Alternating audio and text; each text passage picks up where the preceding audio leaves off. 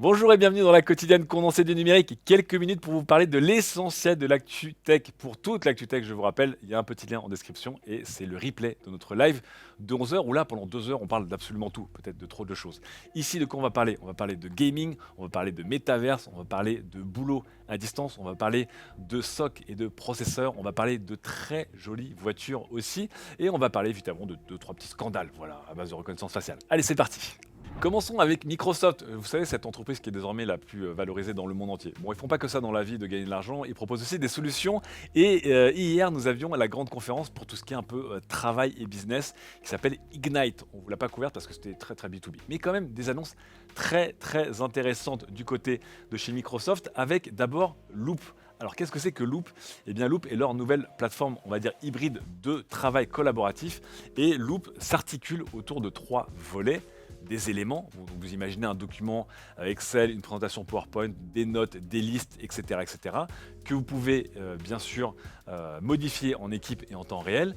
Vous avez également donc des pages qui ressemblent un petit peu à des grands mood boards ou des grands tableaux blancs dans lesquels vous allez pouvoir poser tous ces éléments et voilà dire quel est l'agenda de novembre avec tous les éléments qui eux-mêmes sont modifiables par l'équipe et tout et tout.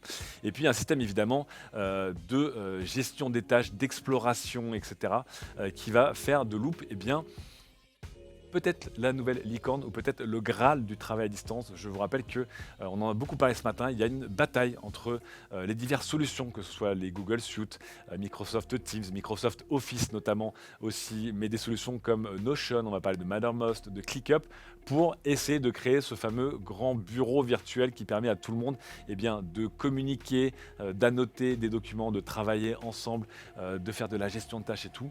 Et donc la proposition de Microsoft s'appelle Loop. Elle est globalement assez impressionnante en termes de démonstration.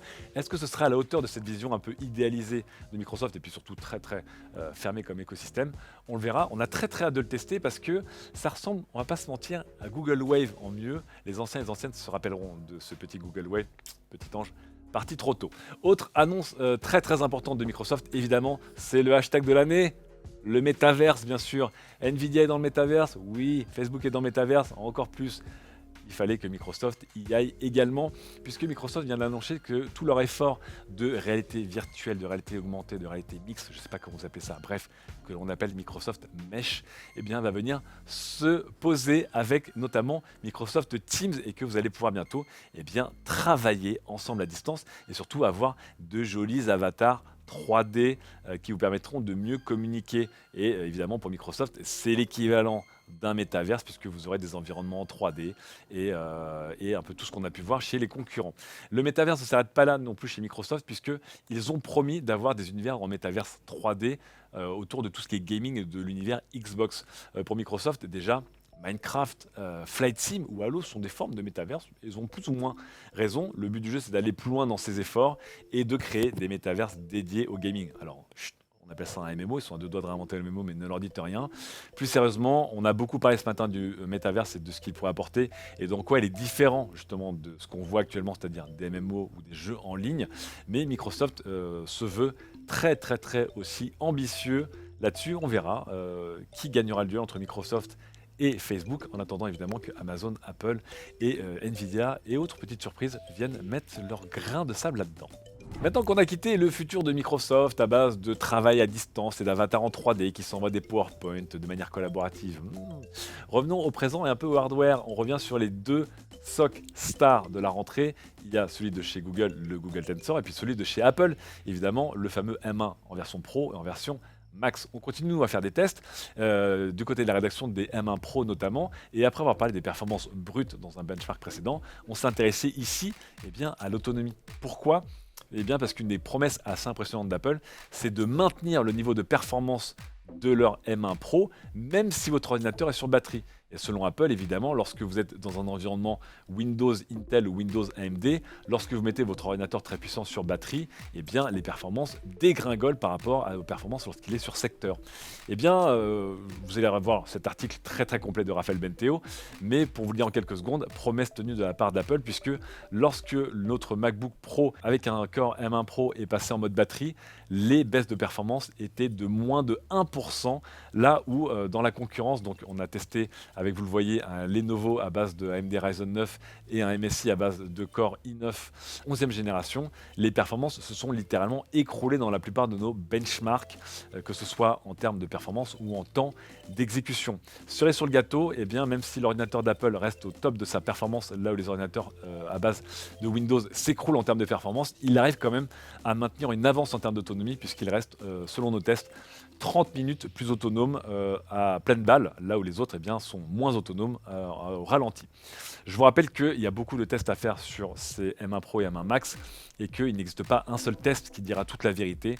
On essaiera d'en faire un maximum, mais pour ce qui est en tout cas de l'autonomie et surtout des performances en mode batterie, eh bien c'est une victoire éclatante pour Apple. On attend maintenant de voir le reste, et notamment nos tests de chauffe, de ventilation, etc., etc. On passe à l'autre SoC star de la rentrée, c'est évidemment le Google Tensor qui équipe les Pixel 6 Pro et Pixel 6. Nos confrères d'Advantech se sont très largement penchés sur ces SoC qui, je vous rappelle, sont produits par Samsung, avec dedans, donc ça sent très fort l'Exynos, mais avec un design made in Google, et donc je vous rappelle un nombre de cœurs différents, et puis des cœurs dédiés qui n'existent pas dans un Exynos. Le bilan, selon Advantech, c'est qu'on a un SoC qui est très spécialisé. Pourquoi spécialisé? Parce qu'avec ses deux cœurs X1, il est extrêmement puissant, et c'est sûrement le SoC le plus véloce dans les tâches les plus demandeuses. Mais dès qu'on passe au cœur moyen, c'est-à-dire les A76 dans ce Google Tensor, la chute de performance par rapport à ce que font Qualcomm et ce que font Samsung est vraiment difficile, puisqu'on passe de 3 cœurs à 78 chez eux à 2 cœurs à 76 chez Google, et là-dessus, les Google Pixel marquent le pas. Advantech aussi rejoint notre conclusion sur l'autonomie. Ce ne sont pas des champions d'autonomie par rapport au Snapdragon, notamment 778 ou 888 et à l'Apple A15, puisqu'ils reprennent un peu les qualités et les défauts des Exynos là-dessus. Dernière remarque enfin, sur le fameux TPU, donc les Tensor Processor Unit, donc tout ce qui est un petit peu machine learning et IA en local. C'est là-dessus que les Google Tensor brillent par rapport à la concurrence, puisqu'ils performent très bien et ils permettent évidemment à ces téléphones de faire des miracles en termes de photos, mais aussi en termes de reconnaissance vocale, et là-dessus, ils n'ont pas vraiment de rivaux. Bilan en tout cas bon pour Advantech, et surtout prometteur, parce que je vous rappelle que c'est la toute première génération de Google Tensor et qu'on attend impatiemment les Pixel 7 l'année prochaine. On termine avec les Pixels avec 2 points. Si vous étiez un peu déçu par le lecteur d'empreintes digitales de votre Google Pixel 6, on peut l'améliorer un petit peu. Voilà, il est un petit peu lent, un petit peu capricieux. Allez dans vos préférences d'écran, augmentez la sensibilité tactile qui est censée marcher avec les protections d'écran, et votre lecteur d'empreintes se verra amélioré. Alors on a fait le test matin en live, ça avait l'air d'être pour moi un peu mieux, mais vous le voyez, je ne sais pas si on a la petite vue génitale, lorsqu'on appuie vraiment très vite, ça reste encore pas assez réactif. Il faut encore le maintenir un petit peu pour déployer ce lecteur biométrique. Dernier point enfin, les Google Pixel 3 sont désormais out chez Google et ne sont plus supportés par le fabricant 3 ans après leur sortie. C'est pour nous encore un petit peu court, on aimerait que les mises à jour et le suivi soient un peu plus longs, mais si vous avez un Google Pixel 3, Android 12 et les dernières mises à jour seront toutes dernières. Passons maintenant aux autres appareils. Après avoir parlé d'ordinateurs portables et de téléphones, parlons des Chromebooks qui ressemblent un peu à des ordinateurs portables et aux tablettes qui ressemblent un peu à des gros téléphones.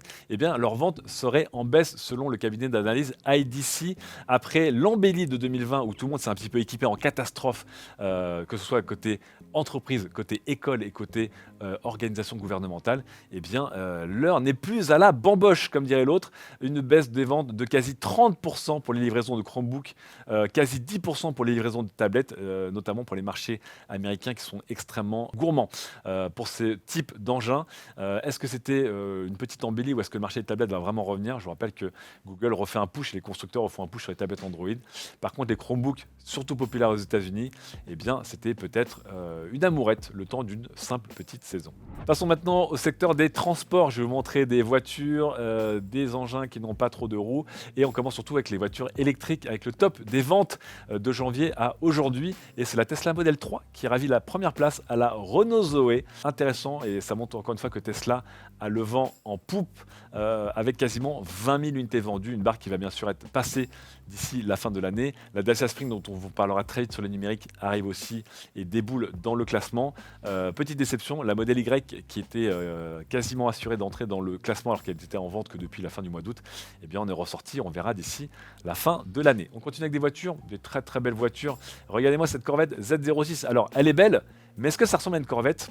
On n'était pas sûr ce matin pendant le live. On était tous et toutes d'accord pour dire que c'est une très belle supercar, mais que ça ne ressemble pas vraiment à une Corvette. Bon, bref, en attendant, ça sortira eh bien, dans un peu moins d'un an, à l'été 2022. Ça fera plus de 600 chevaux et ça enverra globalement du pâté du côté de cette voiture. On regarde juste eh bien, que ça ressemble plus à une supercar classique qu'à une pure américaine cultissime. Autre voiture cultissime qui se voit recevoir un petit bain de jouvence, c'est ce petit pick-up chez Ford, le F100. Qu'a-t-il de spécial? C'est qu'il a été électrifié. Alors on voit beaucoup de gens qui s'amusent à électrifier des vieux véhicules pour les moderniser ou pour les kiffs. Là ce qui est intéressant, c'est qu'il utilise une nouvelle offre de Ford qui a utilisé le bloc moteur de la Mustang Mach-E GT dont je vous avais parlé, première voiture à devenir une voiture de police électrique, notamment aux États-Unis. Et voilà, Ford va offrir un bloc moteur électrique qui a la forme d'un bloc moteur thermique pour l'adapter sur vos voitures thermiques et les transformer plus facilement, et les électrifier plus facilement. Donc plutôt une bonne nouvelle du côté de chez Ford, surtout si toutes les voitures ont le swag de cette petite F100 old school. On reste dans les voitures old school qui ont été électrifiées, ce coup-ci avec un artiste Mathieu Lehanner qui a retravaillé sur une 4L, et oui, la 4L de Renault qui fête ses 60 ans, et donc là-dessus c'est plus un petit proto et une œuvre d'art qu'une vraie voiture. Mais bon, ayant roulé dans mon enfance dans une 4L, je ne peux qu'aimer pour cette voiture qui s'appelle la suite numéro 4, et vous voyez qui a été électrifiée, mais on a changé tout l'arrière pour le rendre transparent et lui mettre des petits coussins. C'est vraiment très mignon. J'ai envie de l'offrir à maman qui a longtemps souffert dans une 4L beaucoup moins swag que celle-ci, qui était une 4L à l'ancienne. On reste dans les voitures, ce coup-ci 100% voitures du futur, et Xpeng qui avait montré un prototype eh bien, de drone volant. Vous le voyez ici, ils avaient volé pendant quelques secondes avec cette sorte de petite drone pour 2 personnes. Je vous en ai beaucoup parlé de ces drones qui vont venir notamment attaquer le marché des taxis volants. Et bien après avoir montré ce drone volant il y a un mois, Xpeng est revenu avec un nouveau prototype. Alors vous voyez, c'est un vrai prototype réel.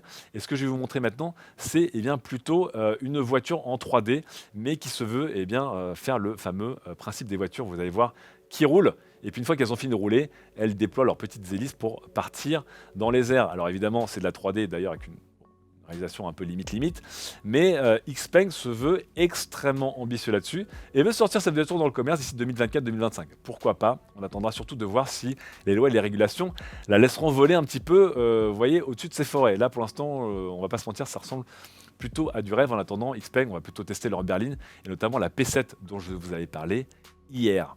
On reste dans les voitures et justement les taxis volants. Attention, ce ne sont pas que des modèles 3D un peu bizarres, ce sont aussi des vrais projets. Alors attention, d'un point de vue 3D, je pense qu'on a encore fait pire que Xpeng. Regardez cette image, mais qui ressemble à un vrai projet, puisque l'aéroport de Nice, comme diraient les puristes, voudrait s'équiper avec des taxis volants pour désengorger eh bien, la circulation un peu catastrophique, et notamment dans la haute saison. Je vous rappelle que des taxis volants seront la réalité aussi bientôt à Paris, et pour 2024, avec le premier taxi volant qui va être utilisé durant les JO. Eh bien, peut-être que du côté de Nice, regardez, on aura ce genre de petit appareil qui viendra vous chercher. J'espère que ce sera un peu plus gros parce que la dame, elle va finir en position fétale.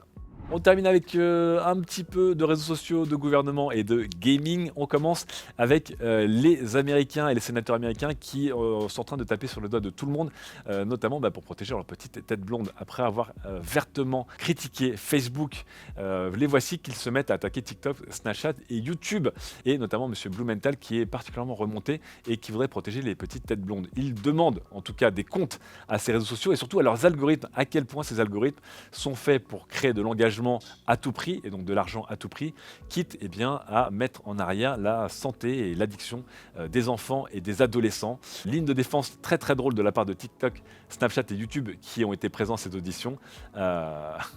Leur ligne de défense, c'est que Facebook, ils font pire qu'eux. Voilà. Je pense que c'est la ligne de défense la plus pétée de la décennie, mais bon, à un moment, quand on n'a rien à dire, on sort ce qu'on peut. Voilà.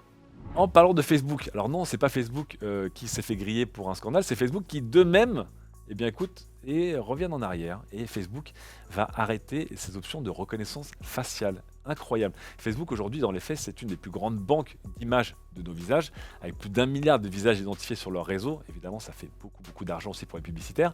Eh bien, Jérôme Pessanti, sorti de nulle part hier, s'est fendu d'un petit post dans le blog officiel de Facebook pour annoncer eh bien, que les options de reconnaissance faciale allaient être désactivées bientôt. Alors attention, Facebook continue à avancer dans la reconnaissance faciale, mais pour l'instant, et citant un climat un peu incertain en termes de moralité, puis aussi en termes de justice et de loi. Je vous rappelle que Facebook s'est pris une petite amende de 650 millions de dollars il y a quelques temps pour des abus autour de cela.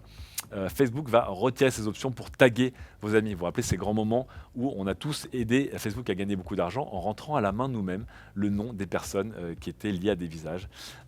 Ils vont revenir en arrière, mais Facebook promet qu'ils vont continuer à travailler dessus pour rendre évidemment cette technologie plus sûre pour tout le monde et plus en adéquation avec les nouvelles législations. Évidemment, promis, j'aurais craché.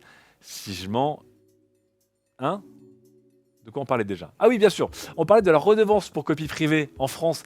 Je vous rappelle que lorsque vous achetez un objet technologique, c'est-à-dire un disque dur, un ordinateur, un téléphone, vous payez aussi une petite dîme pour l'industrie de la culture, parce que l'industrie de la culture dit que vous allez sûrement copier des MP3 dessus. Voilà.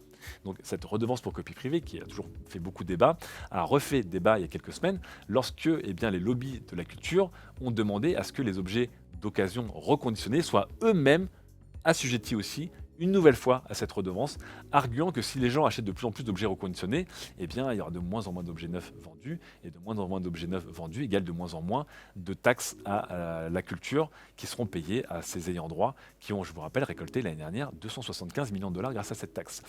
Grande bataille, puisque les professionnels du reconditionnement expliquaient que si on devait payer entre 8 et 17 euros encore sur les téléphones reconditionnés pour payer à l'industrie de la musique et compagnie, ça allait être leur ruine puisque leur marge allait couler et qu'aussi les concurrents étrangers qui font du reconditionnement et qui n'étaient pas assujettis ou qui arrivaient à échapper à cette taxe, eh bien, allaient être beaucoup plus compétitifs avec des appareils moins chers.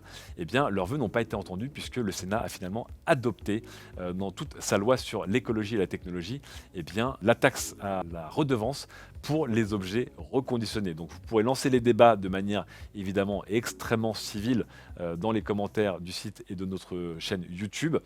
Est-ce que vous pensez qu'il faut repayer une taxe à la copie privée lorsqu'on achète un objet d'occasion reconditionné? Vous avez 2 heures. Je pense que dans le chat, on va dire qu'il y avait un avis assez clair qui s'était un peu dégagé de la plupart des personnes qui y participaient. Bref, vous imaginez lequel c'est.